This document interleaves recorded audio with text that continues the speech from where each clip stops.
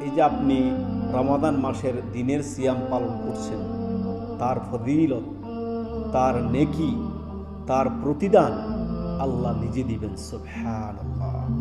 হাদিসে কুদসিতে হাদিসটি ইমাম বুখারী রাহিমাহুল্লাহ নিয়ে এসেছেন 1904 নম্বর হাদিস।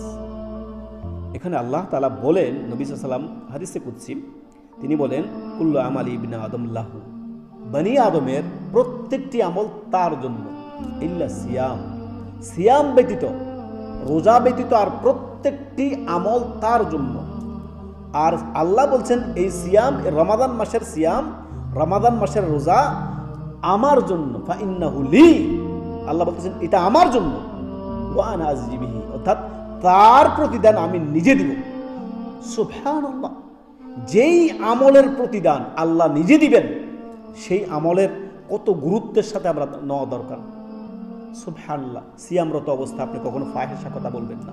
আর সিয়াম জুন্নাহ, সিয়ামকে ভেঙে দিয়েন না। সিয়ামরত অবস্থায় অশ্লীল বাক্য ব্যবহার করিয়েন না, ঝগড়া বিবাদ করবেন না। সুবহানাল্লাহ। সিয়াম পালনকারীর জন্য জান্নাতের স্পেশাল একটি দরজা থাকবে, বাবে রাইয়ান।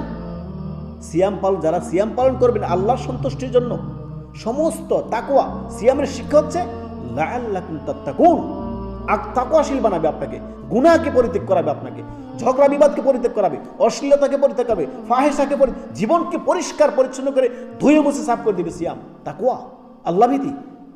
যে আল্লাহকে ভয় করে সে পাপ করতে পারে? অসম্ভব।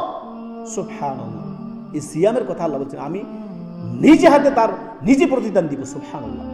নিজে আমি তার প্রতিদান দিব। সুবহানাল্লাহ। অতএব সিয়ামরত অবস্থা আপনি কখনো অন্যায় কথা কাজ করবেন না।